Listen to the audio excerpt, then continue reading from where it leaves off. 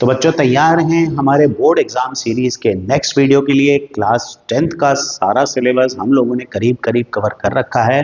Trigonometry के भी 2 important videos मैं ऑलरेडी अपलोड कर चुका हूं। बोर्ड एग्जाम सीरीज की हमारी प्लेलिस्ट है क्लास 10th की, उसमें देख लेना, सारे वीडियोस तुम्हें वहां पर मिल जाएंगे इंपॉर्टेंट क्वेश्चंस के। और इसके अलावा अब एका जो चीज़ें और बची हैं और तुम चाहते हो कोई वीडियो बनाया जाए तो please do let me know. And one more thing, if you have not subscribed to my channel, तो please do subscribe right now and share it with your friends also। तो स्टार्ट करते हैं हम लोग applications of trigonometry के video को। इसमें मैं जो क्वेश्चंस लेने वाला हूँ, शुरू के 2-3 क्वेश्चंस मैं काफ़ी इजी लूंगा, उसके बाद धीरे धीरे करके हम लोग लेवल बढ़ाएंगे। लास्ट में मैं 2-3 केस स्टडीज भी लूंगा। अब यहाँ पर जो हम लोग क्वेश्चंस करने वाले हैं ना, वो क्वेश्चंस करने से पहले मैं थोड़ा सा तुम्हें बता दूं एक इंपॉर्टेंट चीज के बारे में, जिसे हम कहते हैं एंगल ऑफ एलिवेशन या एंगल ऑफ डिप्रेशन। तो बेटा एंगल ऑफ एलिवेशन तब बनता है जब हम अपने से किसी टॉलर ऑब्जेक्ट को देखते हैं। टॉलर ऑब्जेक्ट का मतलब, जैसे मैं अगर ऊपर की तरफ देख रहा हूं तो मेरे लाइन ऑफ साइट और हॉरिजॉन्टल के बीच में जो एंगल बनेगा उसे एंगल ऑफ एलिवेशन कहते हैं। अब लाइन ऑफ साइट क्या होता है भाई? हम देख रहे कहां से? हमारी आईज से। और किस चीज को देख रहे हैं? मान लो कि हम अपनी आईज से देख रहे हैं एक टावर है, उसके टॉप को। तो मेरी आईज को टावर के टॉप से ज्वाइन करने वाली जो लाइन है, इस लाइन को बोला जाता है line of site. Line of site. और हॉरिजॉन्टल का मतलब जो बेस है वो हॉरिजॉन्टल है। इन दोनों के बीच में जो एंगल बनता है इसे बोला जाता है एंगल ऑफ एलिवेशन। जैसे मैं यहां से किसी ऑब्जेक्ट को देख रहा हूं जो ऊपर की तरफ है, तो मेरी आंखों से उस ऑब्जेक्ट के टॉप का जो ज्वाइन करती हुई इमेजिनरी लाइन बन रही है ना, ये है लाइन ऑफ साइट और ये है मेरी हॉरिजॉन्टल। तो इस हॉरिजॉन्टल और लाइन ऑफ साइट के बीच में जो एंगल बनता है उसे एंगल ऑफ एलिवेशन कहते हैं। इसी तरह अगर हम डाउनवर्ड्स देख रहे हैं, नीचे की तरफ देख रहे हैं, सपोज तुम नीचे नहीं हो, तुम ऊपर खड़े हो, है ना। मान लो ये बिल्डिंग है, तुम बिल्डिंग के टॉप पर हो, तो ऊपर से जब नीचे की तरफ देखोगे तो ये तुम्हारी लाइन ऑफ साइट है। मान लो ए पॉइंट पर कोई ऑब्जेक्ट है, तुम्हारा दोस्त खड़ा है, तुम उससे बात कर रहे हो, तो यहाँ पर ये दोस्त खड़ा है तुम्हारा, इसको तुम देख रहे हो, इससे बात कर रहे हो, और यहाँ से जब तुम इस लाइन को ज्वाइन करते हो तो ये लाइन ऑफ साइट है। ये जो लाइन है इसको बोलते हैं हॉरिजॉन्टल। तो हॉरिजॉन्टल और लाइन ऑफ साइट दोनों के बीच में जो एंगल बनेगा उसे हम एंगल ऑफ डिप्रेशन कहते हैं। तो एंगल ऑफ डिप्रेशन कब बनता है? When we are looking in downward direction. Angle of elevation कब बनता है? When we are looking in upward direction. ये इंपॉर्टेंट होता है क्योंकि क्वेश्चन सॉल्व करते समय हमें एलिवेशन या डिप्रेशन में से एक एंगल तो दे ही रखा होगा। इनिशियली जो क्वेश्चंस हैं हमारे पास, ये 1 ट्राइंगल वाले क्वेश्चन ले रहा हूं मैं 1-2, उसके बाद हम ऐसे क्वेश्चंस लेंगे जिसमें हमारे पास 2 राइट ट्राइंगल्स होंगे। तो जो पहला क्वेश्चन है वो है कि भाई एक इलेक्ट्रिशियन है, उसको एक इलेक्ट्रिक फॉल्ट रिपेयर करना है। कहाँ पे रिपेयर करना है? एक इलेक्ट्रिक पोल के ऊपर जिसकी हाइट है 5 मीटर। तो भाई ये इलेक्ट्रिक पोल है, इसकी हाइट है 5 मीटर, बट उसको टॉप पर नहीं पहुंचना। तुम्हें बोला है she needs to reach a point 1.3 metres below the top. तो उसको कहां पर रिपेयर करना है? टॉप से 1.3 मीटर से नीचे रिपेयर करना है। मतलब सी पॉइंट है कोई बीच में 1.3 मीटर नीचे, वहां रिपेयरिंग करनी है। अब ये जो पॉइंट सी है, ये बॉटम से कितना दूर हुआ? 3.7 मीटर। भाई टोटल 5 मीटर है ना, तो ऊपर से 1.3 मतलब नीचे से 3.7 मीटर हो गया। What should be the length of ladder she should use? उसको जो लैडर यूज करनी है वो कितनी बड़ी लैडर यूज करे, which inclined at an angle of 60 degree to the horizontal would enable her to reach the required position। मतलब ये जो लैडर लगाना चाहती है वो लैडर कितनी बड़ी लैडर लगानी है हमें, है ना। ये हो गई हमारी लैडर सी डी, ये हमारी लैडर है। लैडर को स्लांटिंग इसलिए रखा है क्योंकि क्वेश्चन में बोला है कि लैडर जो है वो 60 डिग्री के एंगल पर हमें ग्राउंड पे लगानी है। तो ये हॉरिजॉन्टल यानी कि ग्राउंड के साथ लैडर 60 डिग्री का एंगल बना रही है। हमें लैडर की लेंथ मतलब सी डी, ये हमें फाइंड करना है। तो we have to find C D. अभी देखो ऐसे क्वेश्चंस में तुम्हें क्या करना होता है, तुम सबसे पहले ये देखो कि तुम्हारे पास गिवन क्या है और फाइंड क्या करना है। इस राइट ट्राइंगल के अंदर, राइट ट्राइंगल ही देखना और इधर उधर कहीं भटकने की जरूरत नहीं, concentrate. B C D right triangle है, परपेंडिकुलर कितना है 3.7, हाइपोटेन्यूज कितना है x। तो फिर परपेंडिकुलर और हाइपोटेन्यूज का रिलेशन कौन से ट्रिग्नोमेट्रिक रेशियो में आता है, साइन में आता है, कोसेक में आता है। तो तुम साइन थीटा भी लगा सकते हो, कोसेक थीटा भी लगा सकते हो। तो इस ट्राइंगल बी सी डी में अगर मैं देखूं तो मैं लगाऊंगा sine 60 degree is equals to 3.7 upon x.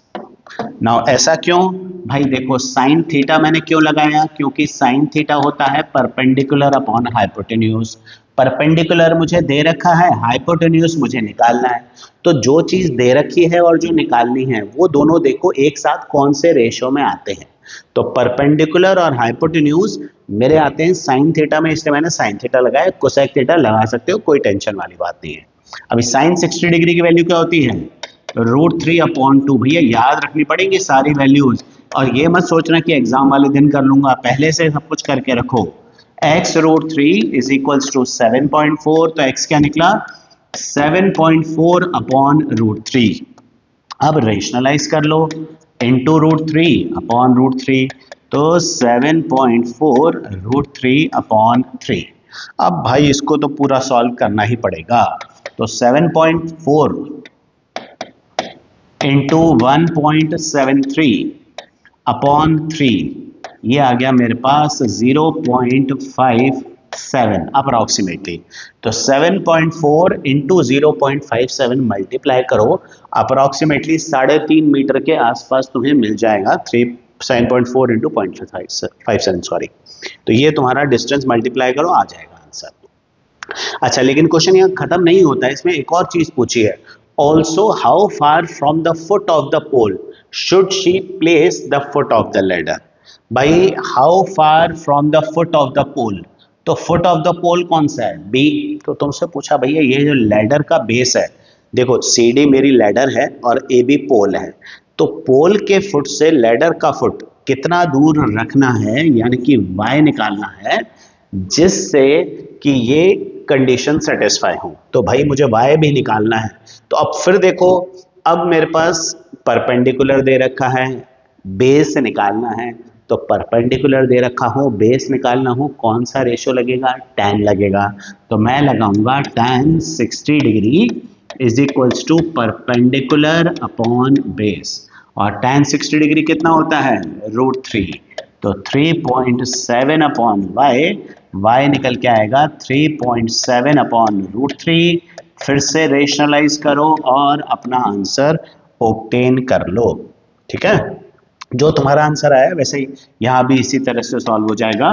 3.7 √3 upon 3, फिर वही 3.7 इंटू 1.73 अपॉन 3। सॉल्व करो, तुम्हारा नेक्स्ट आंसर आ जाएगा। तो इस तरह से तुम इस क्वेश्चन को सॉल्व कर सकते थे। इस पे केस स्टडी बनाई जा सकती है ना, भले ही सिंगल ट्राइंगुलर क्वेश्चन है पर इसमें 2-3 क्वेश्चन बन सकते हैं। तो इस पे भी case study, I have seen a case study on this, board में नहीं आई हुई पर I have seen a case study on this also. तो भाई अगला है, a tree of height 15 meters is broken by wind. Now tree is broken by wind such that its top touches the ground. भाई एक पेड़ है, हवा चली बहुत जोर से, वो नीचे ब्रेक होके गिर गया। अब इसमें तुम्हें बोला है कि उसका टॉप जब ग्राउंड पे टच करता है तो वो ग्राउंड के साथ 60 डिग्री का एंगल बनाता है। At what height from the ground did the tree break. भाई देखो ये ऐसा है, ये ट्री था मेरे पास, ये है मेरा tree originally, A B is the tree, है ना। ये ट्री तेजी से हवा आई, आंधी आई, ये टूट गया। कहाँ से टूटा, बीच में से कहीं से भी ये ब्रेक हो गया। तो मान लेते हैं कि भाई ये जो ट्री है, ये ट्री हमारा ब्रेक हो गया इन बिटवीन किसी पॉइंट से, मान लेते हैं सी से ब्रेक हो गया। अब सी से ब्रेक हुआ तो ये जो ऊपर वाला हिस्सा है ना AC, ये टूट के गिर गया नीचे। तो भाई ये जो AC था ये गिर गया नीचे, this has fallen on ground, ये ग्राउंड पे गिर गया in such a way that this makes an angle of 60 degree with the ground. तो it is like कि भाई ये जो AC वाला पार्ट है ये नीचे गिर गया, तो जो AC है और जो CD है ये तो बराबर ही है ना, वही पेड़ का हिस्सा तो है जो नीचे गिरा है, तो AC ही नीचे गिरकर CD में आ गया है। ठीक है, अब तुमसे पूछा at what height from the ground did the tree break, ये जो ट्री है ग्राउंड से कितनी हाइट पर ब्रेक हुआ है, मतलब ये निकालना है तुम्हें BC। अच्छा गिवन क्या है, गिवन है ट्री की हाइट है 15। अब ट्री की हाइट 15 है जिसमें से BC हमें निकालना है, तो मैं जिसे निकालना है उसको x मान लेता हूं। बचा क्या, AC को क्या लिया जाएगा, AC को लेंगे 15 माइनस x, भाई ये x है तो ये 15 माइनस x हो गया, 15 में से x निकल गया तो बचा हुआ 15 माइनस x। अब क्योंकि ये AC ही ग्राउंड पर फॉल हुआ है तो इसका मतलब AC और CD तो बराबर है, तो CD कितना हुआ, CD हुआ 15 माइनस x। तो अब देखो BC कितना है x, CD कितना है 15 माइनस x। दोनों को देखो कौन कौन से हमारे पास साइड्स है ट्राइंगल में, परपेंडिकुलर और हाइपोटेन्यूज। कौन सा रेशियो लगाना है, साइन थीटा लगाना है, तो हम लगाएंगे sine 60 degree is equals to perpendicular upon hypotenuse. अभी साइन 60 डिग्री कितना होता है, √3 अपॉन 2। तो जैसे ये √3 आते हैं ना भाई, ये थोड़ा सा ध्यान रखना, बच्चों को बड़े ट्रबल करते हैं कई सारे केसेस में ये। तो देखो जरा मल्टीप्लाई करते हैं 15√3 minus x√3 is equals to 2x, cross multiply करते हैं, ध्यान रखना √3 को दोनों से मल्टीप्लाई करना है। अब क्योंकि मुझे x निकालना है तो I will take all x to one side, तो ये हो जाएगा 2x प्लस x√3, सारे x एक तरफ लेके जाओ, x निकालना है तुम्हें, है ना। तो 15√3 इज इक्वल्स टू क्या कॉमन है, x, 2 प्लस √3, तो ये 2 प्लस √3 जाकर डिवाइड होगा 15√3 अपॉन 2 प्लस √3। अभी रेशनलाइज करो, अपॉन में रूट आ रहा है तो 2 माइनस √3 अपॉन 2 माइनस √3। तो अब ऊपर मल्टीप्लाई करते हैं 15√3 इंटू 2 30√3, 15√3 इंटू √3 तो ये हो गया 45 अपॉन नीचे a plus b a minus b बन रहा है तो a square minus b square से सॉल्व हो जाएगा।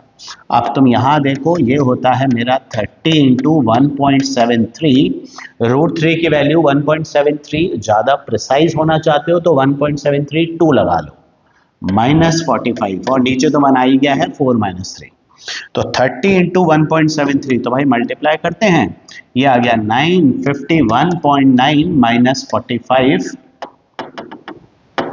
एक मिनट, 51.9 माइनस 45 यानी कि 6.9 मीटर्स अप्रोक्सीमेटली। तो भैया ये पेड़ कहाँ से टूटा है, 6.9 मीटर्स अबव द ग्राउंड, वहां से ये पेड़ टूट गया है। तो ये तुम्हें देख लेना है कि भैया कौन कौन सी साइड काम आनी है, उसके हिसाब से रेशियो लगाओ। तो मूव ऑन करते हैं हम सेकंड टाइप ऑफ क्वेश्चन पर, जो कि है हमारे पास ऐसे क्वेश्चन जिसमें हमारे पास दो राइट ट्राइंगल्स होंगे। सबसे पहला, वैसे मैं कोशिश करूंगा सब तरह के क्वेश्चंस कवर करा दूं तुम्हारे को, पर जब तुम सॉल्यूशन लिखोगे तो सॉल्यूशन में 2-3 बेसिक चीजें ध्यान रखना, क्योंकि हमारे पास है टाइम कम।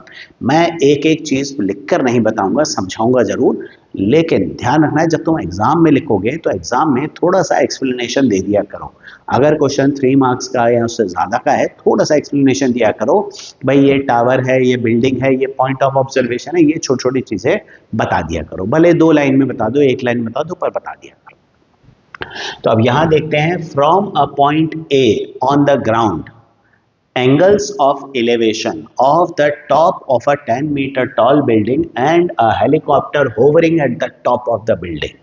तो भाई हमारे पास क्या है, हमारे पास है एक 10 मीटर टॉल बिल्डिंग। तो मैं बना लेता हूं मेरी 10 मीटर टॉल बिल्डिंग, है ना, ये 10 मीटर की टॉल बिल्डिंग, ठीक है। So this is a building 10 metres tall. अब वो कह रहा है there is a helicopter hovering above the top of the building. ये जो बिल्डिंग है, इस बिल्डिंग के टॉप पर एक हेलीकॉप्टर होवर कर रहा है, ठीक है। तो हेलीकॉप्टर होवर करने का मतलब क्या हुआ कि भाई इसके ऊपर एक हेलीकॉप्टर घूम रहा है। तो मैं मान लेता हूं कि भाई ये बना लेते हैं एक छोटा सा, ये मान लेते हैं हेलीकॉप्टर। तो भाई ये मेरी बिल्डिंग है, बिल्डिंग के ऊपर हेलीकॉप्टर होवर कर रहा है। होवर करने वाला समझते हैं ना कि जब हेलीकॉप्टर फ्लाई नहीं करता, एक ही जगह पर खड़ा रहता है, तो पंखे तो घूमते रहते हैं, उसको that is called hovering of the helicopter. तो ये हेलीकॉप्टर होवर कर रहा है इसके ऊपर। अब तुम्हें बोला कि एंगल्स ऑफ एलिवेशन किसके हैं, ये देखा करो। एंगल ऑफ एलिवेशन किसके हैं, जिसका एंगल ऑफ एलिवेशन है उसी को हम ऑब्जर्व कर रहे हैं। तो एंगल ऑफ एलिवेशन किसका है, ढंग से पढ़ो एक एक चीज। Angles of elevation of top of 10 metre tall building, एक तो बिल्डिंग का टॉप देख रहे हैं, एंड अ हेलीकॉप्टर। तो भाई एक पॉइंट है ए, वहां से हम लोग किसे देख रहे हैं, हम लोग ए पॉइंट से देख रहे हैं दो चीजों को।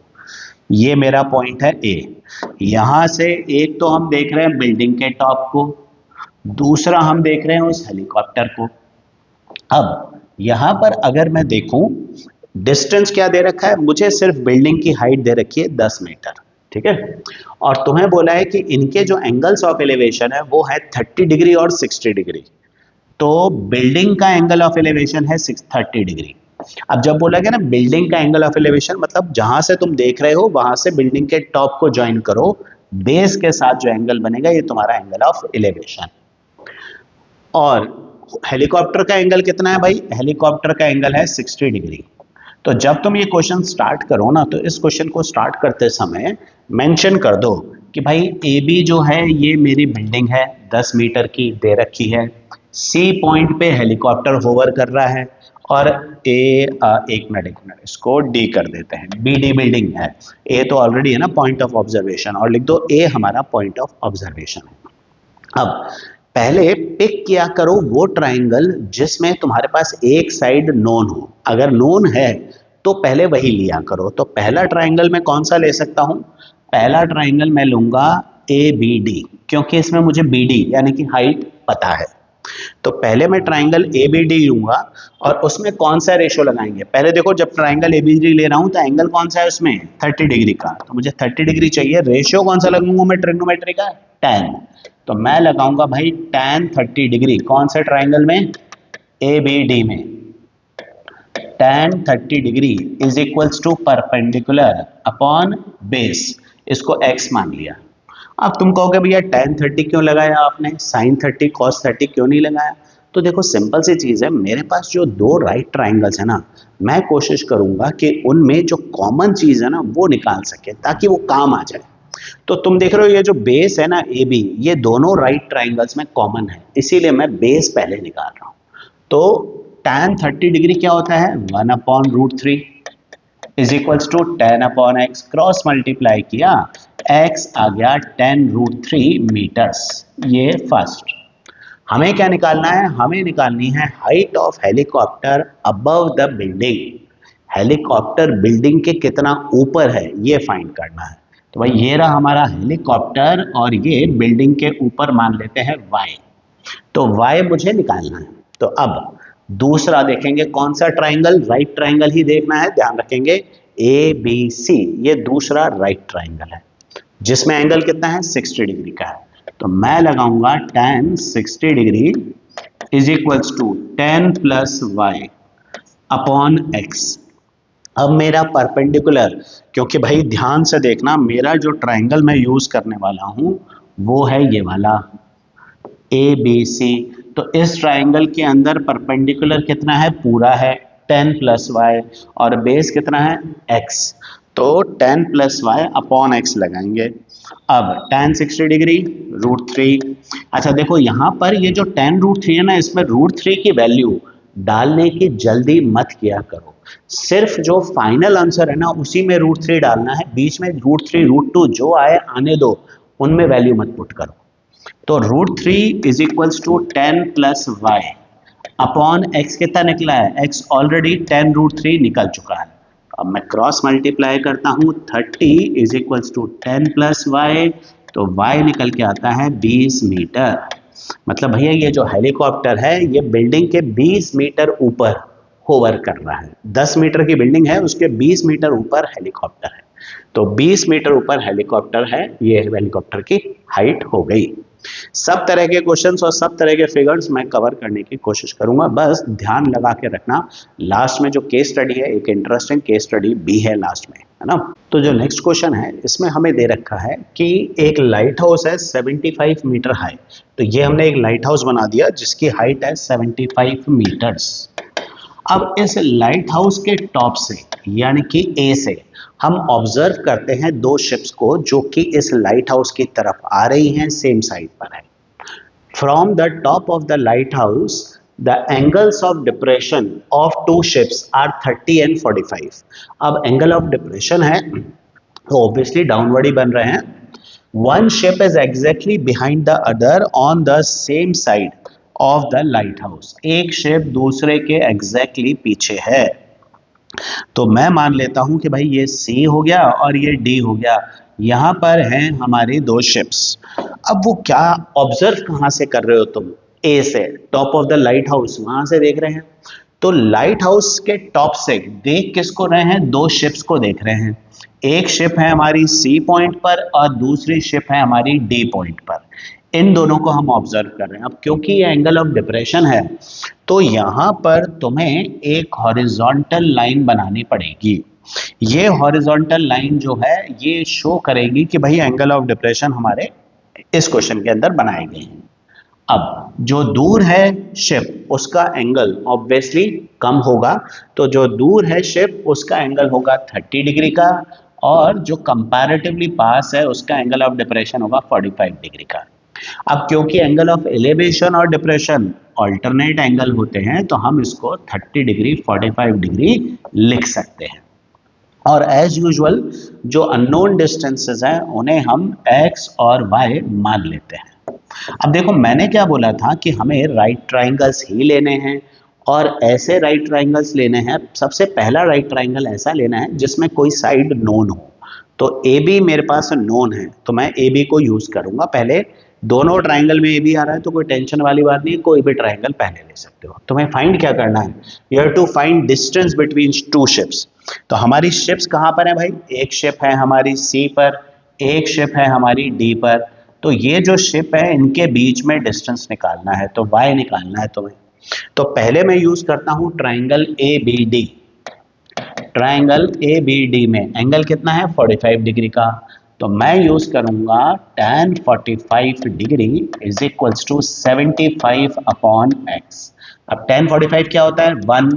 तो इसको यूज सॉल्व करें तो x निकल के आता है 75 मीटर्स।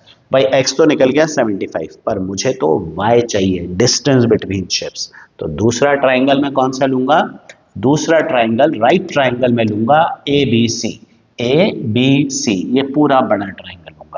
इसमें एंगल कितना है? 30 डिग्री। तो tan 30 degree will be equal to again perpendicular upon base. Base क्या है? x प्लस वाई पूरा है। तो tan 30 डिग्री की वैल्यू क्या होती है? 1/√3 is equals to 75 upon 75 plus y. x already 75 निकाला जा चुका है तो मैं उसकी जगह 75 लिख लूंगा। तो क्रॉस मल्टीप्लाई करते हैं 75 plus y is equals to 75 y 75√3 sorry y is equals to 75√3 minus 75। अब 75 कॉमन ले लो, √3 माइनस 1। अब √3 कितना होता है? 1.73। तो 75 इंटू 1.73 माइनस 1 0.73। तो 75 इंटू 0.73 मल्टीप्लाई करके तुम इसको आंसर निकाल लो। This is your distance in metres. 50 के आसपास आएगा, है ना। 0.73 इज रफली 3/4 और 75 का 3/4 जो होता है वो अप्रोक्सीमेटली 50 नहीं, 50 से ज़्यादा ही आ जाएगा, बल्कि 55-56 के आसपास तुम्हारा आ जाएगा। तो ये आंसर आ जाएगा तुम्हारे पास distance between the two ships.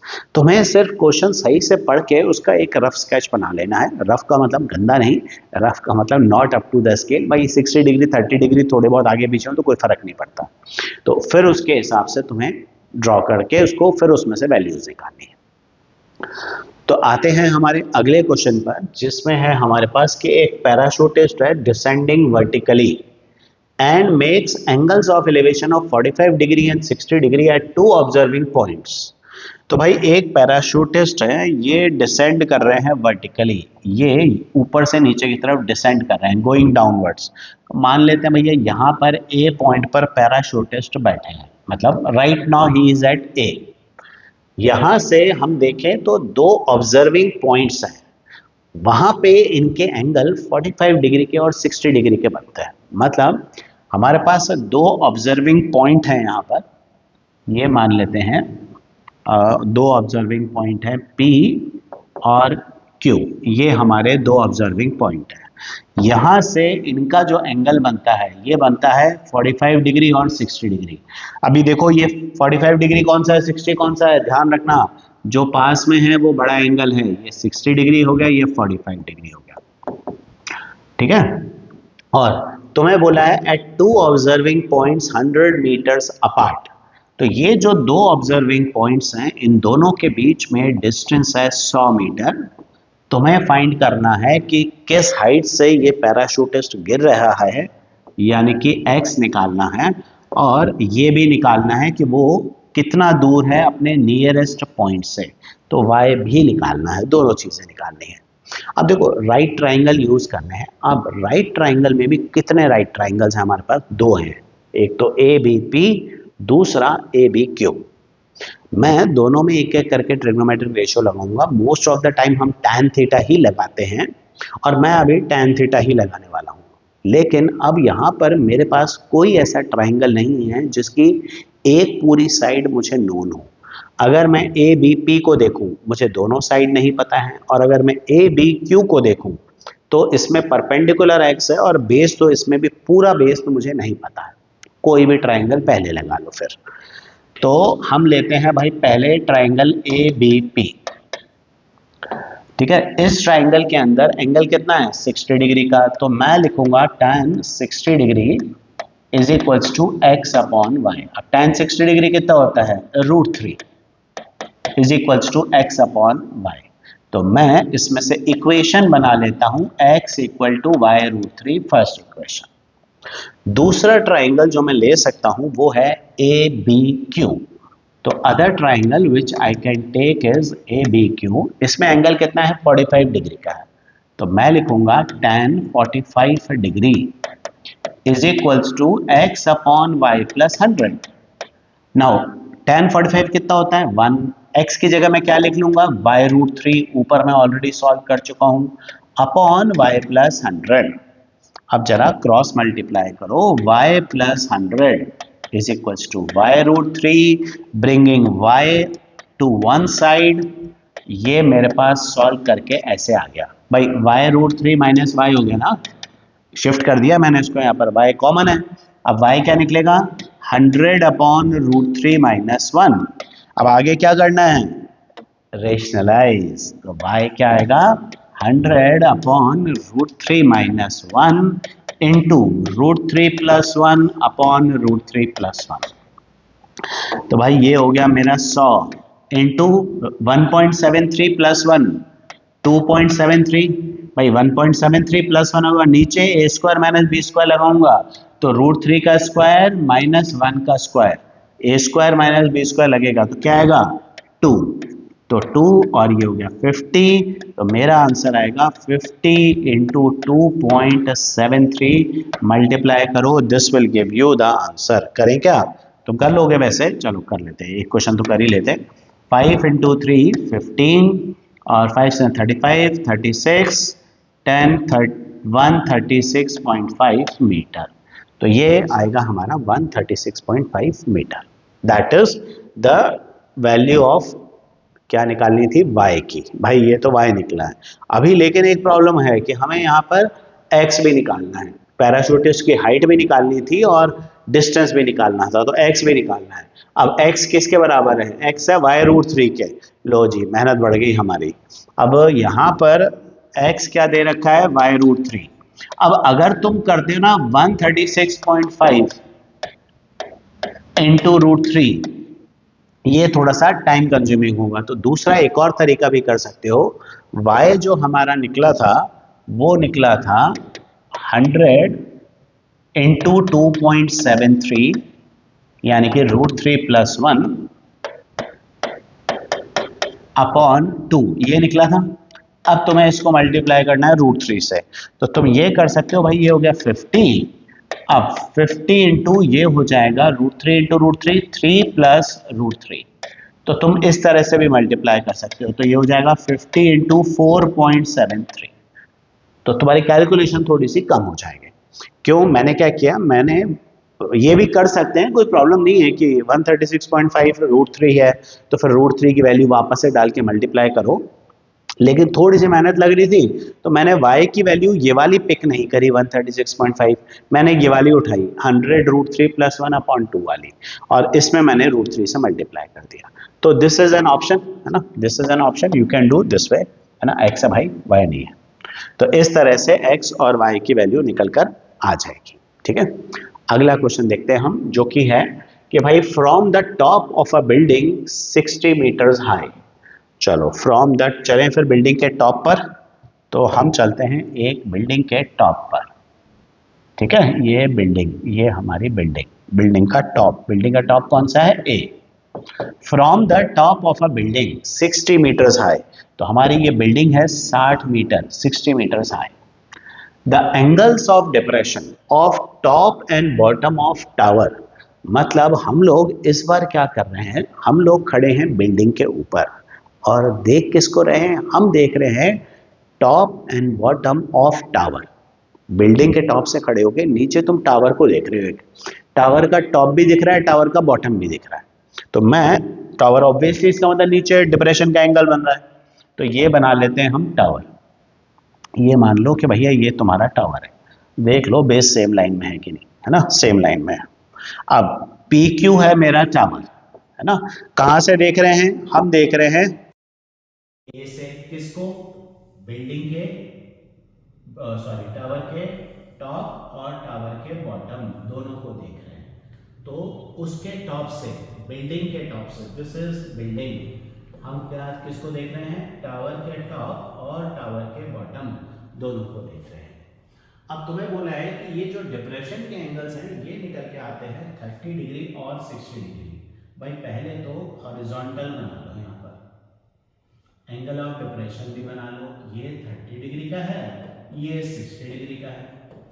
Building से टावर के टॉप और बॉटम, तो बिल्डिंग से, बिल्डिंग का टॉप है, इससे टावर के टॉप को देख रहे हो और बिल्डिंग के टॉप से ही बॉटम को भी देख रहे हो, मतलब ऊपर से खड़े खड़े तुम टावर और टावर के टॉप और टावर के बॉटम दोनों को एक साथ देख रहे हो। तो टावर के टॉप को देख रहे हो तो 30 डिग्री का एंगल बन रहा है, और उसी टावर के बॉटम को देखते हो तो 60 डिग्री का एंगल बनता है। ठीक है, अब बिल्डिंग की हाइट दे रखी है 60 मीटर्स, तुम्हें बोला है टावर की हाइट निकालो। अब मैं क्या करूंगा, मैंने कहा बोला था कि पहले हम वही ट्राइंगल लेते हैं जिसमें एक साइड अगर हमें पता हो। तो मेरे पास कौन सा ट्राइंगल है, ए बी क्यू है, क्योंकि मुझे इसमें ए बी पता है। तो पहला ट्राइंगल जो मैं लूंगा वो लूंगा ट्राइंगल ए बी क्यू। इसमें एंगल कितना है, 60 डिग्री का, तो मैं लगाऊंगा tan 60 degree is equals to perpendicular 60 upon B Q को x मान लो, ये x है तो भाई ये भी x होगा। ये ध्यान रखना, P Q B C will be a rectangle, mention कर देंगे भैया ये रेक्टेंगल है। 60 अपॉन x, tan 60 डिग्री है √3 equal to 60 upon x, divide करो 60 अपॉन √3, रेशनलाइज करो 20 √3 मीटर्स आ जाएगा, है ना। तो भाई P C Q B X दोनों निकल गए। अब मुझे निकालना है पी क्यू। ठीक है, दूसरा ट्राइंगल कौन सा मेरे पास, दूसरा ट्राइंगल है ए पी सी, जिसमें मैं ए सी को एक बार के लिए y मान लेता हूं, क्योंकि बेस तो मुझे पता पड़ गया है, परपेंडिकुलर निकालना है। तो दूसरा ट्राइंगल है ए पी सी, जिसमें 30 डिग्री का एंगल है, तो मैं लगाऊंगा tan 30 degree is equals to perpendicular upon base. कौन सा ट्राइंगल यूज किया जा रहा है, ए पी सी। इसमें देखो ए पी सी में परपेंडिकुलर मेरा y है और बेस x है। तो यहां पर जब मैं रेशो लगाता हूं tan 30 degree 1/√3 is equals to y upon 20√3, तो क्रॉस मल्टीप्लाई करते हैं y, तो हमारा निकल के आता है 20 मीटर्स। तो y निकल के आया 20 मीटर्स। लेकिन क्वेश्चन में हमेशा ढंग से पढ़ लो, वैल्यू किसकी निकालनी है। क्वेश्चन में बोला है टावर की हाइट निकालो। टावर की हाइट है PQ जो कि किसके बराबर है, BC के। तो भाई BC या PQ किसके बराबर है, AB माइनस AC। AB पूरा कितना है 60 मीटर्स और AC मैंने अभी कितना निकाला है मैंने निकाला है 20 मीटर्स। तो यानी कि ये निकल के आ रहा है 40 मीटर्स। तो टावर की हाइट जो है वो 40 मीटर्स निकल कर आ रही है। तो read the question carefully, draw a rough sketch and then you can solve the question easily. ज़्यादा मुश्किल आएगी नहीं उसमें, ठीक है। अगला क्वेश्चन पे आते हैं। बिल्डिंग टावर खत्म ही नहीं हो रहे हैं ना, इंपॉर्टेंट भी है, 2 दिन बाद एग्जाम है, करना ज़रूरी है, कॉन्सेंट्रेट करो।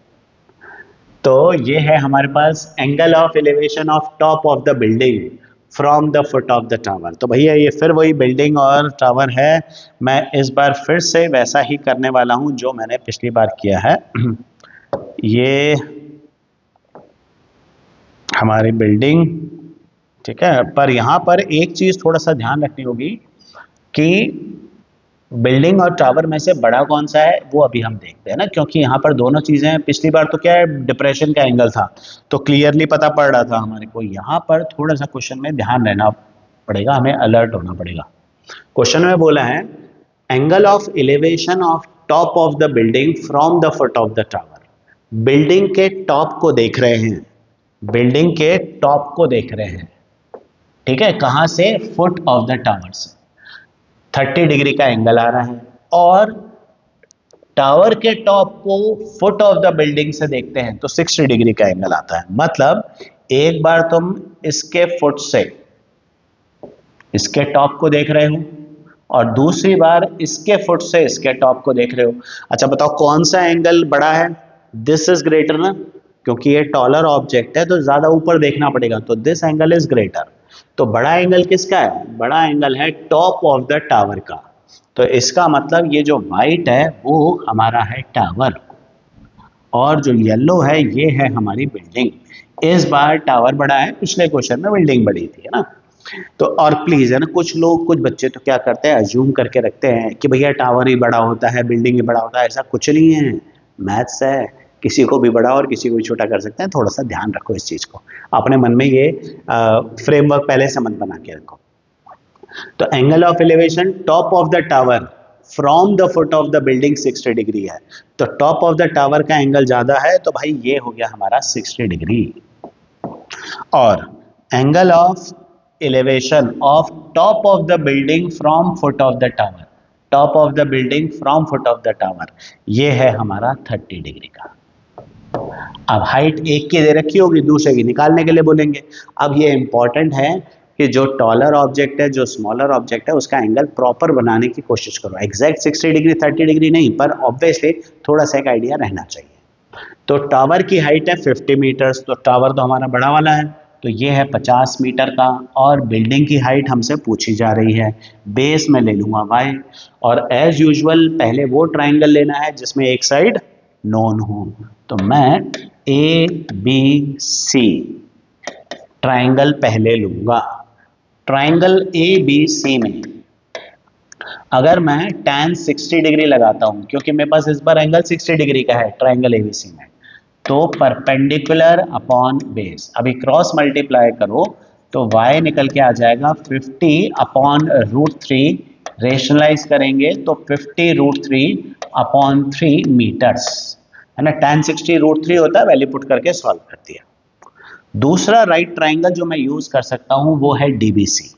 तो ट्राइंगल DBC में एंगल है 30 डिग्री का, तो tan 30 degree is equals to perpendicular upon base. अब tan 30 डिग्री कितना होता है, 1 अपॉन √3 is equals to x upon y। तो y क्या निकला, x √3। अब y की वैल्यू हम ऑलरेडी निकाल चुके हैं, 50 √3 upon 3 is equals to x √3। √3 से √3 कट गया तो x निकल के आया 50/3 यानी कि 16.67 मीटर्स अप्रॉक्सीमेटली। तो इसका मतलब जो बिल्डिंग है उसकी हाइट है 16.67 मीटर्स। दो राइट ट्राइंगल मिलेंगे, दोनों राइट ट्राइंगल में tan थीटा लगाएंगे मोस्ट ऑफ द टाइम और तुम्हारे आंसर निकल के आ जाएंगे। बस ध्यान रखना है कि कौन से ट्राइंगल में कैलकुलेशंस कैसे करनी है वो थोड़ा सा ध्यान रखो, बस ज़्यादा मुश्किल होती नहीं है चीज़ों में। ये है बढ़िया क्वेश्चन, इंटरेस्टिंग क्वेश्चन है, एनसीईआरटी में भी है ये। अब इस क्वेश्चन में क्या बोला है कि हमारे पास एक टावर है ना, इस बार टावर ही है भाई। हमारे पास एक टावर है, the shadow of a tower is found to be 40 metres longer when the sun's altitude is 30 degree then when it was 60 degree. मतलब मेरे पास एक टावर है, इस टावर का टावर की जो शेडो है, ये शेडो कितनी लंबी हो जाती है 40 metres longer when the sun's altitude was 30 degree then when it was 60 degree. मतलब ये सन का ऑल्टीट्यूड मतलब सन का एंगल ऑफ एलिवेशन, तो सन का ऑल्टीट्यूड पहले था 60 डिग्री का, अब हो गया है 30 डिग्री का। जब सन का ऑल्टीट्यूड 60 डिग्री था तो मेरी शैडो कितनी थी BC, और जब सन का ऑल्टीट्यूड 30 डिग्री हो गया तो मेरे टावर की शैडो हो गई BD। तो ये टावर हो गया, उसकी शैडो पहले ये थी और अब ये पूरी हो गई है। तुम्हें बोला the shadow of a tower is found to be 40 metres longer.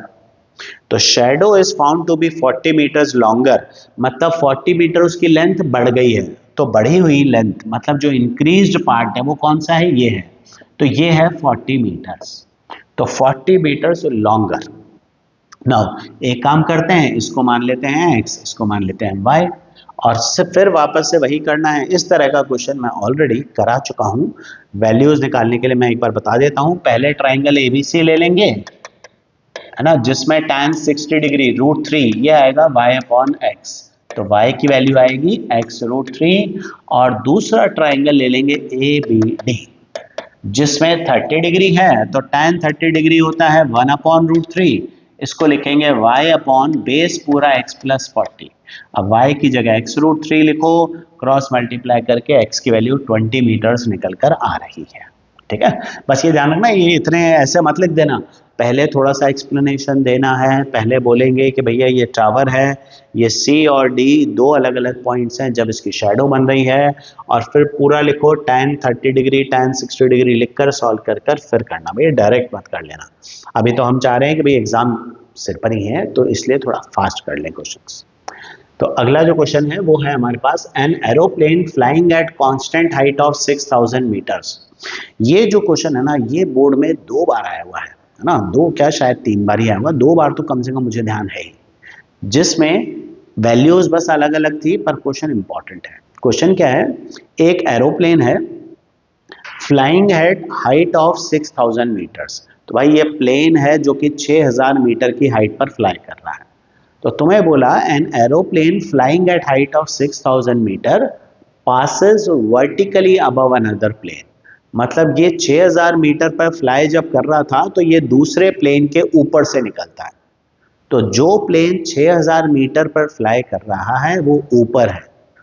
A plane at height of 6000 metres passes above another plane, तो दूसरा प्लेन उसके नीचे से निकल रहा है। ठीक है, एट एन इंस्टेंट जब दोनों प्लेन को हम देखते हैं एक पर्टिकुलर पॉइंट से तो उनके एंगल्स ऑफ एलिवेशन ये बनते हैं 60 डिग्री और 45 डिग्री रिस्पेक्टिवली। मतलब ये ले लेते हैं हमारे पास पहला प्लेन ABC। तो भाई पहला जो प्लेन है ये है मेरा A पॉइंट पर, ये 6000 मीटर की हाइट पर है। This is at height of 6000 metres. ये दूसरे प्लेन के ऊपर से निकलता है, मतलब ये जो दूसरा प्लेन है ये इसके नीचे है। तो इसका जो एंगल ऑफ एलिवेशन आ रहा है ये है 45 डिग्री नीचे वाले प्लेन का, और ऊपर जो प्लेन है उसका 60 डिग्री। तुम्हें फाइंड करना है डिस्टेंस बिटवीन द प्लेन्स, मतलब ए डी, ये तुम्हें निकालना है। इसको मैं x मान लेता हूं, तो ये डिस्टेंस हो जाएगा मेरा 6000 minus x and base is y। अब फिगर तो हमने ड्रॉ कर लिया इसका, है ना। अब यहाँ पर एक इंपॉर्टेंट चीज है कि जो ट्राइंगल लेना है ना, पहले कौन सा ट्राइंगल लेना है, जैसा हम पहले भी डिस्कस कर चुके हैं, पहले वो ट्राइंगल लो जिसमें एक साइड तो तुम्हें पता ही हो। तो मैं ट्राइंगल लूंगा A B C. Triangle A B C में परपेंडिकुलर मुझे पता है, तो ट्राइंगल ए बी सी में मेरा एंगल है 60 डिग्री का, बड़ा एंगल है, तो tan 60 degree is equal to क्या आएगा, perpendicular upon base. tan 60 degree क्या होता है, √3 is equals to 6000 upon y. Shifting करो, डिवाइड करो, रेशनलाइज करो, 2000 √3 मीटर्स निकल के आ गया। ठीक है, जैसे ही मैं इसको क्रॉस मल्टीप्लाई करूंगा तो 6000 अपॉन √3 आएगा, रेशनलाइज करोगे तो 2000 √3 मीटर्स आ गया। अब दूसरा ट्राइंगल कौन सा है भाई, दूसरा ट्राइंगल है बी सी डी। तो दूसरा ट्राइंगल है बी सी डी और इसमें एंगल कितना है, इसमें एंगल है 45 डिग्री का। तो ट्राइंगल बी सी डी में tan 45 degree is equals to perpendicular upon base. तो tan 45 degree is 6000 minus X upon 2000 √3। तो भैया इसको तो सॉल्व कर ही लेंगे हम। 2000 √3 मल्टीप्लाई कर लेता हूं, 2000 इंटू 1.73, तो 3460 आ रहा है। 6000 माइनस एक्स, शिफ्टिंग करो, एक्स निकल के आ रहा है 2520 मीटर्स, 2540 मीटर्स। तो 2540 metres, this is the distance between X, the distance between two planes. तो तुम्हें सिंपली क्या करना है, ये 3460 कैसा है, तो 2000 को √3 से मल्टीप्लाई कर दिया, √3 की वैल्यू 1.73 डालकर सॉल्व किया हुआ है। 2000 इंटू 1.73, तो ये 346 इंटू 1000 मतलब 3460 आ जाएगा। तो ये भी एक इंपॉर्टेंट क्वेश्चन है ना, ध्यान से करना, दीज आर इंपॉर्टेंट क्वेश्चन। तो इसके बाद जो क्वेश्चंस हम लोग लेने वाले हैं ना, ये थोड़े से अलग हैं, थोड़ा सा स्पीड डिस्टेंस टाइम का तड़का भी लगने वाला है। मतलब एप्लीकेशंस ऑफ ट्रिग्नोमेट्री के साथ साथ थोड़ी थोड़ी स्पीड डिस्टेंस टाइम भी मिक्स होगी। दो क्वेश्चन ही हैं ऐसे जिनमें ऐसा होगा, आते भी है ना, इंपॉर्टेंट है, आते भी है। ठीक है, ये विंडो वाला जो क्वेश्चन है, बिल्डिंग वाला, ये रिपीट हो गया, ऐसा ही क्वेश्चन हम लोग ऑलरेडी कर चुके हैं, तो उसको मैं स्किप कर रहा हूँ। तो क्वेश्चन है हमारे पास, the angle of elevation of a jet plane from a point on a ground is 60 degree. तो भाई एंगल ऑफ एलिवेशन किसका, एक जेट प्लेन का एंगल ऑफ एलिवेशन ग्राउंड से 60 डिग्री का है। तो ये मेरा जेट प्लेन है जो कि पॉइंट ए पर है, ग्राउंड पे मैं पी से देख रहा हूं, तो ये प्लेन मुझे 60 डिग्री पर दिख रहा है। मैं यहां से प्लेन को देख रहा हूं, उसका एंगल ऑफ एलिवेशन 60 डिग्री बन रहा है। अब कह रहा है after flight of 15 seconds, 15 second तक ये प्लेन फ्लाई करता रहा। तो मैं उस प्लेन को देख रहा हूँ, 15 सेकंड तक वो फ्लाई कर रहा है, और मैंने देखा कि 15 सेकंड के बाद उसका एंगल ऑफ एलिवेशन 30 डिग्री हो गया।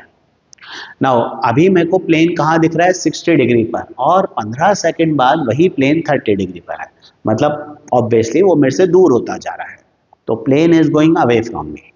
अब साथ में ये भी दे रखा है कि plane is flying at constant height of 1500 √3 metres. ये जो प्लेन है ये कांस्टेंट हाइट पर फ्लाई कर रहा है। कांस्टेंट हाइट पर फ्लाई करने का मतलब क्या हुआ कि ये ए से सीधे सीधे आगे की तरफ जा रहा है। ये ए से ट्रेवल करते करते सी पहुंच गया था, और जब मैंने उसको सी पर देखा तो उसका एंगल ऑफ एलिवेशन कितना बन गया था, 30 डिग्री बन गया था। तो भाई पहले वो ए पर था, ये ट्रेवल करके ये अब कहाँ पर है, अब सी पर है। तो ये प्लेन की ओरिजिनल पोजीशन है जब मैंने उसको पहले देखा, और अब ये सी पर है। और क्वेश्चन में ये मेंशन कर ही रखा है कि ये जो प्लेन है ये कांस्टेंट हाइट 1500 √3 मीटर्स की हाइट पर फ्लाई कर रहा है।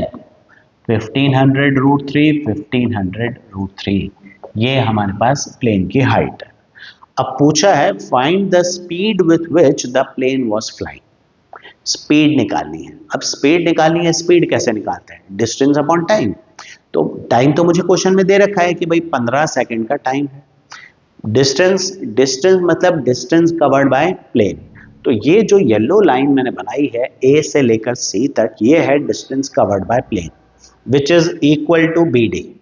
तो मुझे बी डी निकालना है, डिस्टेंस कवर्ड बाय प्लेन। ये डिस्टेंस निकल गया, टाइम मुझे दे रखा, मैं स्पीड निकाल पाऊंगा। तो कुछ भी ऐसा नया नहीं है, तो मैं सिर्फ बी डी निकालना है इसमें। पहला ट्राइंगल मैं कौन सा लूंगा? पहला ट्राइंगल तो वैसे कोई भी यूज कर सकते हैं, लेकिन मैं यूज कर रहा हूं triangle A P B first. अब ट्राइंगल ए पी बी में मैं पी बी को मान लेता हूं y, और ये जो बी डी है इसको रख लेते हैं हम x, क्योंकि ये मुझे निकालना है बी डी, तो मैं इसको x रख रहा हूं। तो tan 60 डिग्री, अब देखो ट्राइंगल ए पी बी कौन सा है? ये है, और इसमें एंगल कितना है? 60 डिग्री का है। तो tan 60 डिग्री अगर मैं सॉल्व करूं तो tan 60 डिग्री क्या निकल जाएगा? Perpendicular upon base 1500 root 3 upon y। अभी tan 60 डिग्री क्या होता है? रूट 3। इसको सॉल्व करें तो मेरा जो y निकल के आएगा, ये आएगा 1500 मीटर्स। ये तो y आ गया। दूसरा राइट ट्राइंगल जो मैं यूज करूंगा वो है PCD। तो ट्राइंगल PCD में, अब PCD में मैं यूज करूंगा एंगल 30 डिग्री का। एंगल क्या है? देखो ट्राइंगल PCD में मेरा एंगल है क्यों इलेवेशन का 30 डिग्री, इक्वल्स टू परपेंडिकुलर। तो परपेंडिकुलर अभी भी 1500 रूट 3 है अपॉन बेस, और ट्राइंगल PCD में बेस पूरा है x प्लस वाई। अब tan 30 डिग्री कितना है?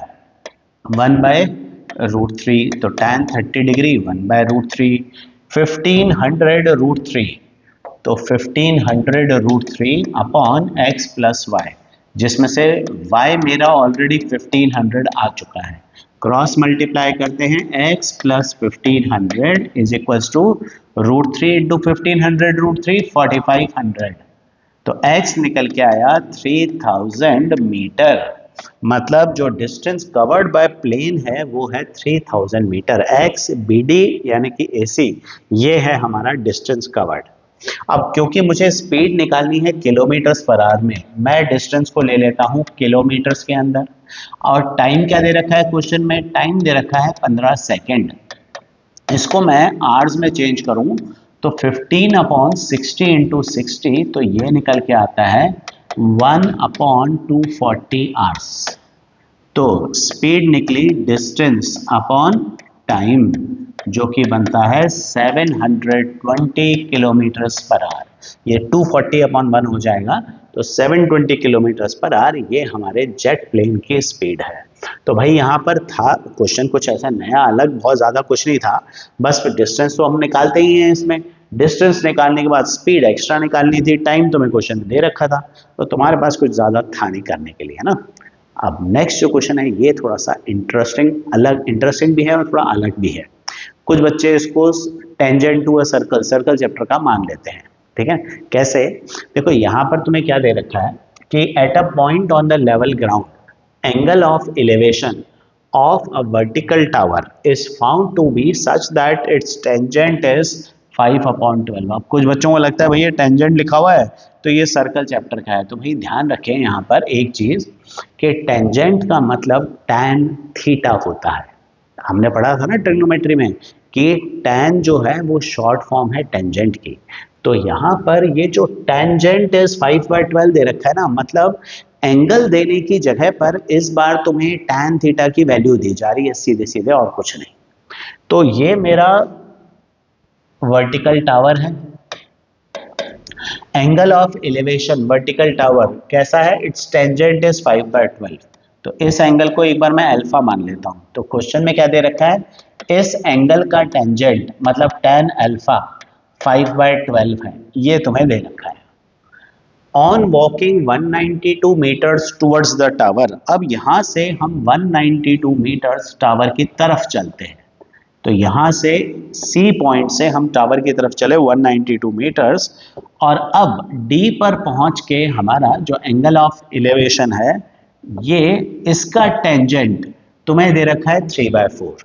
मतलब पहले जो एंगल था उसका tan थीटा, tan अल्फा की वैल्यू 5/12 थी, आगे चलने के बाद ये वैल्यू 3/4 हो गई है, तो मैं इसको बीटा मान लेता हूं। तो क्वेश्चन में दे रखा है कि भाई tan बीटा इज 3/4, ये तुम्हें दे रखा है।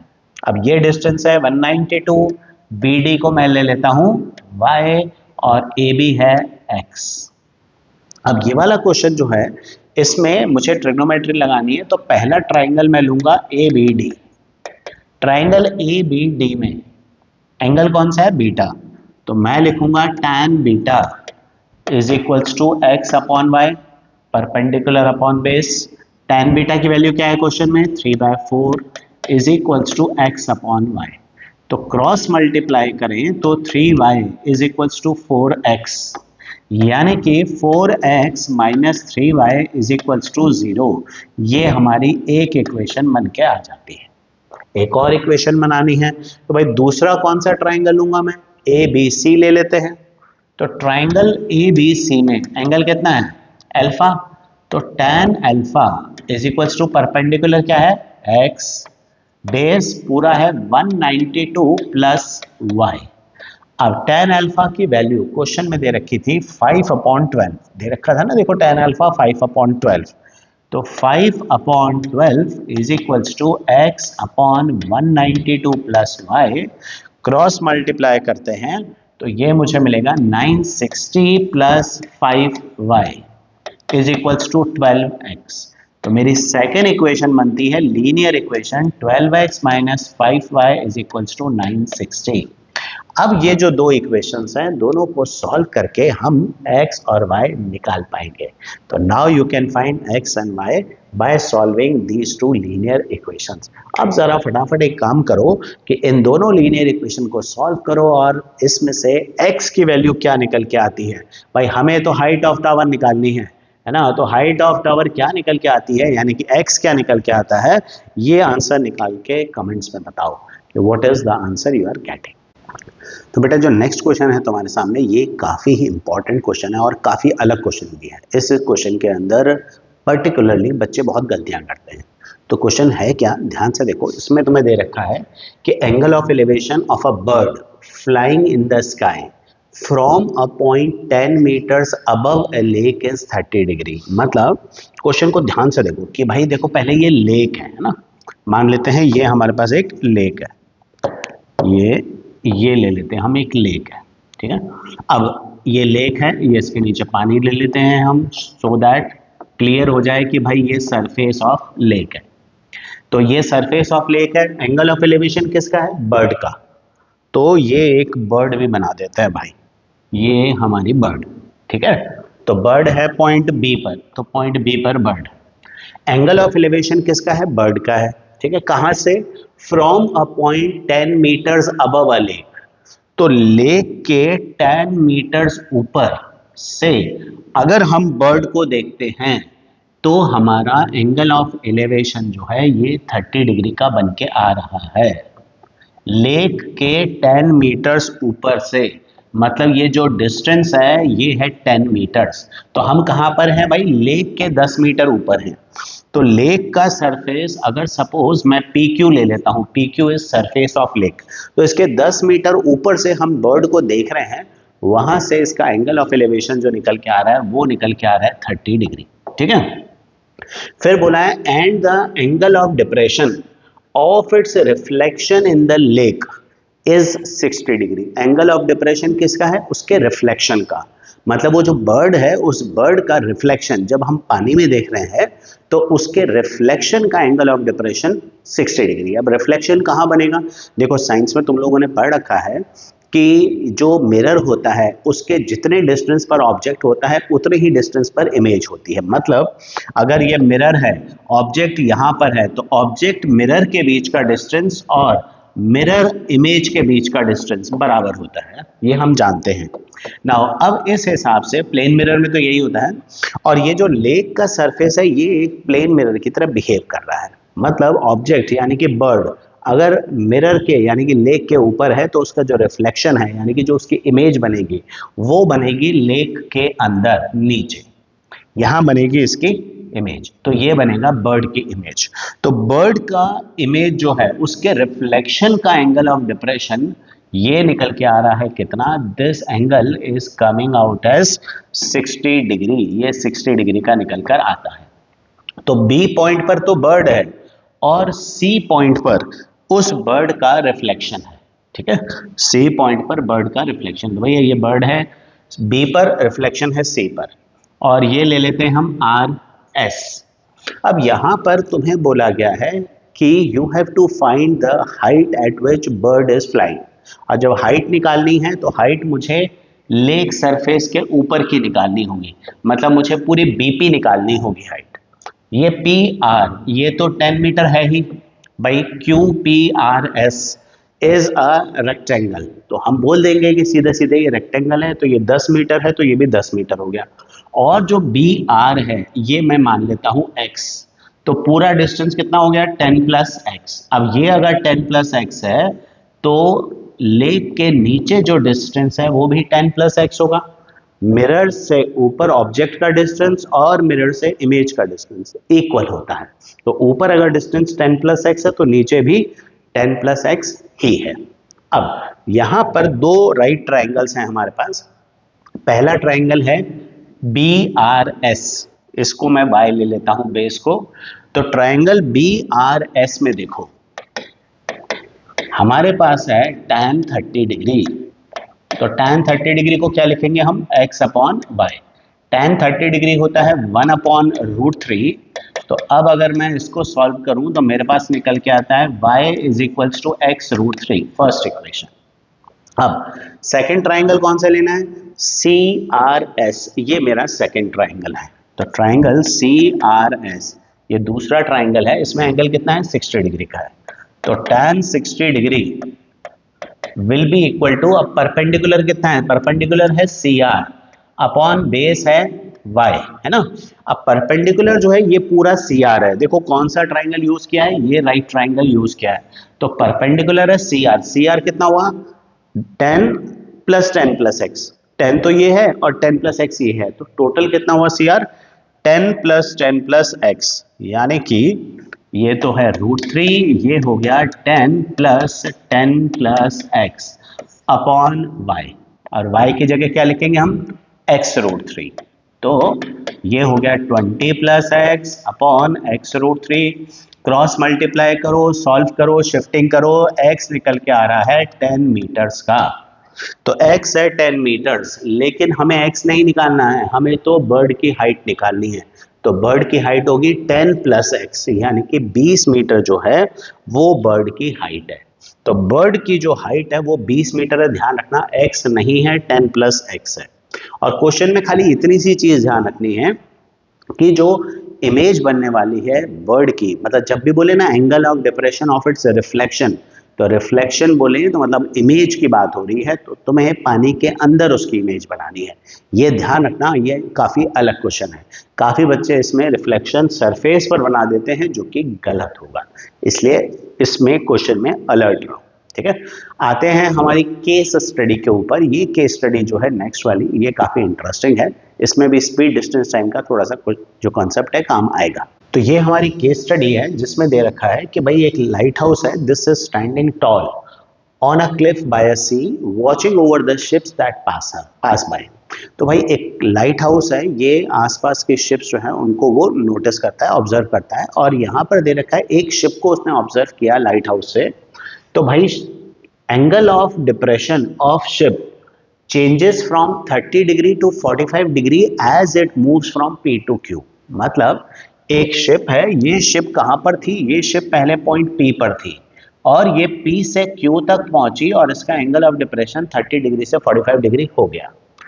लाइट हाउस की जो हाइट है ये तुम्हें दे रखी है 50 मीटर्स, तो लाइट हाउस की जो हाइट है वो भी तुम्हें दे रखी है 50 मीटर्स, और तुम्हें इस इंफॉर्मेशन के बेसिस पर अब कुछ क्वेश्चंस हैं उनके आंसर्स देने हैं। तो सबसे पहला है find the distance of the ship from the base of lighthouse when it is at Q। Ship का डिस्टेंस निकालना है जब वो Q पर है, तो लाइट हाउस से इसका डिस्टेंस निकालना है, तो ये डिस्टेंस मैं मान लेता हूं y।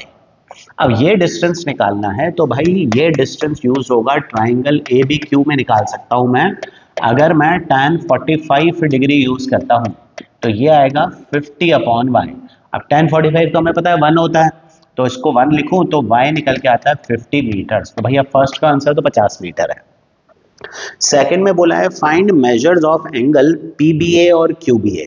PBA निकालना है, तो भाई ये तो खैर बताने वाली बात ही नहीं है कि PBA ये वाला एंगल निकालना है तुम्हें। अब ये पूरा कितना है 90 है, देखो को इंटीरियर एंगल से ये 90 है, तो ये मेरा एंगल निकल के आया था 30, तो नीचे वाला एंगल कितना होगा, ये होगा मेरा 60 डिग्री। तो एंगल PBA 60 डिग्री हो जाता है। सिमिलरली QBA भी 45 डिग्री हो जाएगा, है ना। तो ये तो सिंपल सा क्वेश्चन ही है, इसको तो छोड़ते हैं। अब आते हैं अगले पार्ट के ऊपर। Find the distance travelled by the ship between P and Q। P और Q के बीच का डिस्टेंस निकालना है, इसको मैं x मान लेता हूं। तो अब मैं इसको सॉल्व करता हूं तो ये मेरे पास आएगा, दूसरा पार्ट तो हो गया, तीसरे पार्ट की बात करते हैं। ट्राइंगल यूज करते हैं ABP। ABP ट्राइंगल में एंगल है मेरे पास 30 डिग्री, तो tan 30 डिग्री आएगा 50/x plus y। tan 30 degree की वैल्यू क्या है भाई, tan 30 डिग्री है 1/√3 is equals to 50/x plus 50। तो जरा क्रॉस मल्टीप्लाई करो, सॉल्व करो, तो ये आ जाएगा x plus 50 is equals to 50√3। √3 की जगह 1.73 डाल के हम सॉल्व करते हैं तो x निकल के आता है 36.5 मीटर्स। तो ये जो डिस्टेंस है ये है 36.5 मीटर्स का, ठीक है। जो शिप ने डिस्टेंस ट्रेवल किया है उस डिस्टेंस की बात हो रही है। और थर्ड का ही इसी का और पार्ट है कि if ship continues to move towards the shore and takes 10 minutes to travel from Q to A, तो Q से लेकर A तक ट्रेवल करने में अगर इसको 10 मिनट लगते हैं तो शिप की स्पीड निकालनी है तुम्हें किलोमीटर्स पर आवर में। तो Q से A की बात करूं तो डिस्टेंस मेरा है 50 मीटर्स, ये मैं ऑलरेडी निकाल ही चुका हूं, जिसको मैं किलोमीटर्स में चेंज करता हूं तो 50/1000 यानी कि 1/20 किलोमीटर्स मेरा डिस्टेंस आएगा। टाइम ये मुझे दे रखा है भाई Q से A तक ट्रेवल करने में 10 मिनट लगते हैं, तो स्पीड मेरी निकल के आएगी डिस्टेंस अपॉन टाइम 1/20/1/6। भाई ये मिनट्स में है तो इसको भी आवर्स में चेंज करेंगे तो 10/60 1/6 आवर्स हो जाएगा। तो इसको सॉल्व करते हैं तो 0.3 किलोमीटर्स पर आवर स्पीड आ रही है, काफ़ी कम स्पीड है, मतलब रुकने ही वाली होगी। तो 0.3 किलोमीटर्स पर आवर इस शिप की स्पीड आ रही है। अब इसी में एक और इंटरेस्टिंग क्वेश्चन ऐड किया जा सकता है, इसमें दे नहीं रखा है पर बनाया जा सकता है कि सपोज सेम क्वेश्चन में बोल दिया जाए कि ये जो शिप है उसको P से लेकर Q तक का डिस्टेंस कवर करने में 6 मिनट्स लगते हैं। अब अगर उसे P से Q तक ट्रेवल करने में 6 मिनट्स लगते हैं तो Q से A तक पहुंचने में कितना टाइम लगेगा। एंड लेट अस अज्यूम कि ये स्पीड जो है वो पिछले वाला क्वेश्चन अलग है, वो स्पीड यूज नहीं करनी है हमें। तो क्वेश्चन है कि भाई स्पीड नहीं दे रखी है, तुम्हें सिर्फ ये बोला है P से Q तक पहुंचने में 6 मिनट लगते हैं, तो Q से A तक पहुंचने में कितना टाइम लगेगा। अब हम लोग क्या करेंगे, क्योंकि स्पीड नहीं दे रखी है तो हम मान लेते हैं let speed be x metres per minute. अच्छा, पर मिनट क्यों ले रहा हूं, क्योंकि टाइम मिनट्स में दे रखा है इसलिए मीटर्स पर मिनट। अब P से Q डिस्टेंस, डिस्टेंस कैसे निकलता है, स्पीड इनटू टाइम। तो स्पीड कितनी है x, टाइम कितना है 6, तो PQ डिस्टेंस हो गया 6x। और मान लेते हैं Q से लेकर A तक पहुंचने में t मिनट्स लग रहे हैं, तो Q से लेकर A तक पहुंचने में t मिनट्स लग रहे हैं, तो ये डिस्टेंस हो गया t इंटू एक्स उसी हिसाब से। अब यहां पर देखो ट्राइंगल ABQ में अगर मैं tan 45 डिग्री लगाऊं तो मेरे पास आता है 50/tx, क्रॉस मल्टीप्लाई करें तो tx आता है 50 क्योंकि tan 45 1 है, ठीक है। और अगर नहीं भी दे रखा होता 50 तो भी कोई प्रॉब्लम नहीं है, h मानकर भी तुम उसको सॉल्व कर सकते थे। दूसरा ट्राइंगल है ABP, तो ट्राइंगल ABP में tan 30 डिग्री अगर मैं लगाऊं तो it will be 50/tx plus 6x। अब tan 30 डिग्री इज 1/√3। अब 50 की जगह मैं लिख दूंगा tx, क्योंकि मुझे t निकालना है, तो 50 की जगह मैं tx लिख लेता हूं। और तुम देखो यहां पर x कॉमन लेकर कट जाता है तो t/t+6 बच जाएगा। तो अब भाई टाइम कितना लगने वाला है ये तुम्हें निकालना है। जरा आंसर निकालो कि कितना टाइम आ रहा है और वो टाइम मुझे कमेंट्स में बताओ कि कितने मिनट्स लगेंगे अब हमें आगे का डिस्टेंस Q से A तक पहुंचने में। तो ये करना सॉल्व और मुझे इसका आंसर कमेंट्स में लिख के दो कि भैया क्या आ रहा है आंसर। ठीक है, तो नेक्स्ट केस स्टडी लेते हैं। ये है हमारे पास कि भाई गुजरात की जो हमारी स्टैचू है, गुजरात में है ना हमारी स्टैचू ऑफ लिबर्टी, तो वो लार्जेस्ट स्टैचू है वर्ल्ड की, ये तो हमें पता ही है। ये 58 मीटर्स बेस के ऊपर खड़ी है। अब एक बच्चे ने इसकी हाइट फाइंड करने के लिए क्या किया, उसने एक बनाया डिवाइस इंक्लाइनोमीटर, भाई जिससे हम एंगल मेजर कर सकते हैं। तो उसने क्या किया, उसने height of statute of unity, उसने बोला मैं इससे मेजर कर सकता हूँ। तो उसने दो सिचुएशन ली। पहले सिचुएशन में ये ए पॉइंट पर खड़ा है जो कि कहाँ पर है, ग्राउंड से 80√3 मीटर्स दूर है। ठीक है, और फिर दूसरी जो सिचुएशन है वो बी से मेजर कर रहा है उसका एंगल, जो कि ग्राउंड से 40 मीटर्स दूर है। ये ग्राउंड से above the ground, sorry 40 meters above the ground है। और entire height of the statue including the base is found to be 240 meters. तो इसकी पूरी हाइट जो है स्टैचू की 240 मीटर्स है। ठीक है, अब यहां से एंगल देखा तो 60 डिग्री का आ रहा है, यहां से देखा तो 30 डिग्री का आ रहा है। तो अब मैं पहले इसका स्केच बना लेता हूं। Let us make a sketch for this. तो भाई ये तो मेरा पहला केस हो गया। देखो ये है हमारी statue of liberty A B, और ए तो पॉइंट है, सॉरी पी क्यू मान लेते हैं। ये हमारी स्टैचू ऑफ लिबर्टी है पी क्यू। ठीक है, इसको थोड़ा सा मैं हाईलाइट भी कर देता हूँ। ये स्टैचू ऑफ लिबर्टी हमारी, और अब यहाँ पर ये जो पॉइंट है ए, ये कहाँ पर है, इस स्टैचू से 80√3 मीटर्स दूर है, और इसका एंगल ऑफ एलिवेशन आ रहा है 60 डिग्री। दूसरे केस में जो इसका एंगल हम देख रहे हैं वो कहाँ से है, वो है from a point which is 40 meters above the ground. तो 40 मीटर्स ऊपर से जब हम इस स्टैचू का एंगल देख रहे हैं तो ये निकल के आ रहा है 30 डिग्री का। ग्राउंड से देखा तो 60 आ रहा था, 40 मीटर्स ऊपर से जाकर देखा तो ये कितना आ रहा है, ये आ रहा है 30 डिग्री का। तो ये है हमारा पॉइंट बी। तो ए पॉइंट ग्राउंड पे है, यहाँ से 60 डिग्री है, बी पॉइंट 40 मीटर ऊपर से ले रहे हैं, तो मैं इसको सी ले लेता हूँ, इसको डी मार्क कर देता हूँ। नाउ क्वेश्चन है represent the situation 1 with the help of a diagram. तो हमने तो सिचुएशन 1 सिचुएशन 2 दोनों एक साथ फाइंड कर ली। अब क्वेश्चन में क्या करना है, इसने बोला find the represent situation 1 with the help of diagram. तो जब वो कह रहे हैं ना रिप्रेजेंट सिचुएशन 1, तो फिर उस केस में तुम्हें सिर्फ ये डायग्राम बनाना है इस साइड का। ये सिचुएशन 1 है, ठीक है, सिचुएशन 1 हो गई। फिर बोला है represent situation 2 with the help of diagram. तो भाई रिप्रेजेंट सिचुएशन 2 बोलिए तो सिचुएशन 2 में सिर्फ ये वाला डायग्राम बनाना है। तो ये हमारे दो अलग अलग डायग्राम अलग अलग करके बनाने हैं तुम्हें, ठीक है। फिर बोला है calculate the height of statute excluding the base and also find the height including the base with the help of situation 1। तो हमें इस स्टैचू की हाइट निकालनी है बेस के साथ और बेस के बिना। तो यहां पर मैं ट्राइंगल यूज करूंगा APQ। ट्राइंगल APQ में tan 60 डिग्री लगाते हैं, तो ये क्या आएगा PQ/AQ। tan 60 degree is √3 is equals to PQ/AQ है 80√3। तो PQ मेरा निकल के आता है 240 मीटर्स। तो स्टैचू की जो हाइट है, ठीक है, स्टैचू की जो हाइट है इंक्लूडिंग बेस ये 240 मीटर है। ये बेस के साथ है, बेस इसके बीच में कहीं पर है भाई, यहाँ ये 58 मीटर का बेस था, क्वेश्चन में दे रखा था कि 58 मीटर का हमारा बेस है। तो this was given to you in the question. तो ये 58 मीटर का बेस है। 240 मीटर्स जो है वो किसकी हाइट है, पूरी स्टैचू की है बेस मिलाकर। तो स्टैचू की हाइट विदाउट बेस कितनी है, 240 माइनस 58 यानी कि 182 मीटर्स ये स्टैचू की हाइट है। तो स्टैचू की हाइट बिना बेस के 182 मीटर्स आएगी और स्टैचू की हाइट बेस के साथ 240 मीटर्स है। तो ये हमारा थर्ड का ए पार्ट हो गया। तो 3 सिचुएशन हो गया। फोर्थ, इसका बी पार्ट क्या बोला है? Find the horizontal distance of B from the statue.